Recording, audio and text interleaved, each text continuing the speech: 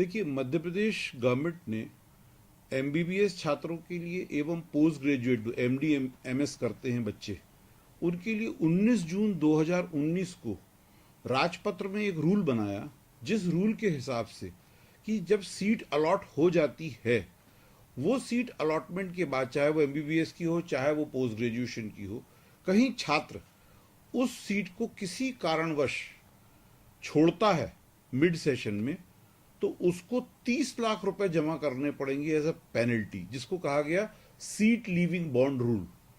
और जब तक वो 30 लाख रुपए नहीं जमा करेगा डीन के ऑफिस में, तब तक उसको उसके जो ओरिजिनल डॉक्यूमेंट हैं, जो दाखिला के समय छात्र से रखवाए जाते हैं, वो वापस नहीं किए जाएंगे। जिसका तात्पर्य ये हुआ कि कहीं वो स्टूडेंट किसी भी वजह से, कोई पारिवारिक वजह हो, उसकी खुद की हो वजह हो या कुछ और वजह हो, कहीं वो छोड़ रहा है, तो उसे 30 लाख रुपए की पेनल्टी जमा करनी, नहीं तो उसका पूरा करियर ध्वस्त हो जाएगा। क्योंकि उसके जो मेरिट के सर्टिफिकेट्स हैं ओरिजिनल, जिसके बेसिस पे उसको दाखिला दूसरी जगह मिलेगा आगे, वो उसको वापस नहीं किए जाएंगे।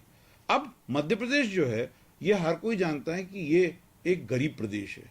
30 लाख रुपए कोई छोटी मोटी राशि नहीं है, और ऐसी जीवन में कई परिस्थितियां आती हैं छात्रों के, खासकर लड़कियों के जीवन में, कि उनको छोड़ना रहता है सीट।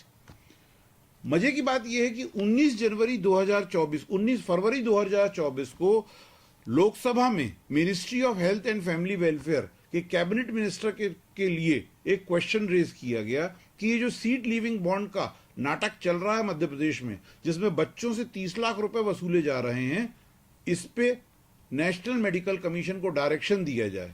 और लोकसभा में यह पारित हुआ कि national medical commission has requested the state government of Madhya Pradesh to review the seat leaving bond policy of ₹30 lakh. उसके बावजूद भी, क्योंकि ये 2019 में रूल बन चुका है, तो अभी ये जो छात्रा है जिसका नाम अदिति है, ये अदिति जो है, ये कम्युनिटी हेल्थ सेंटर में 2021 से काम कर रही है नरसिंहपुर में।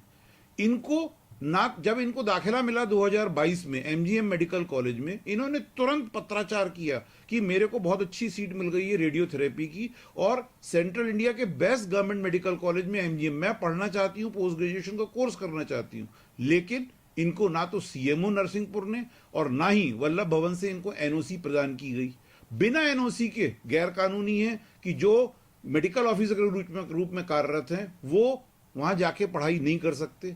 टोटल कोर्स था 2 साल का, ये 2 साल पूरे पत्राचार किए इन्होंने, और ये धक्के खाई हैं भोपाल जाके, इनको एनओसी नहीं दी गई। और मजे की बात ये, अब जब ये गई एमजीएम मेडिकल कॉलेज डीन के पास, तो डीन ने लिखित में दिया इनको 3/5/2024 को कि आपको 30 लाख रुपए जमा करने पड़ेंगे, नहीं तो हम आपको वापस ही नहीं करेंगे कोई डॉक्यूमेंट।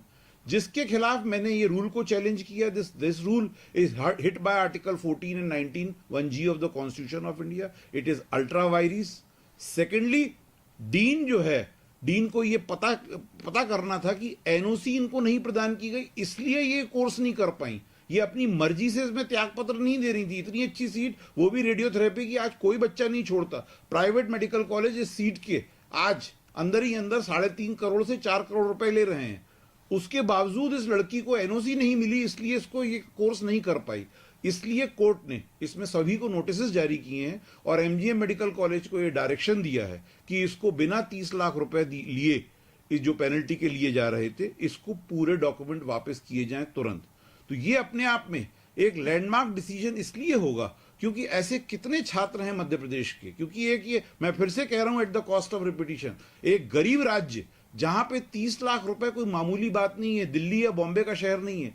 30 लाख रुपए आपको जनरेट करके वहां जमा करना अपने आप में एक बहुत टेढ़ा काम है। और 30 लाख काहे के, जब पार्लियामेंट में नेशनल मेडिकल कमीशन को डायरेक्शंस दिए गए हैं, नेशनल मेडिकल कमीशन ने भी ये कबूल किया है कि ये पॉलिसी गलत है, उसके बावजूद भी 2019 से आप ये ब्रॉड डे डिकॉइटी कर रहे हो स्टूडेंट्स के साथ।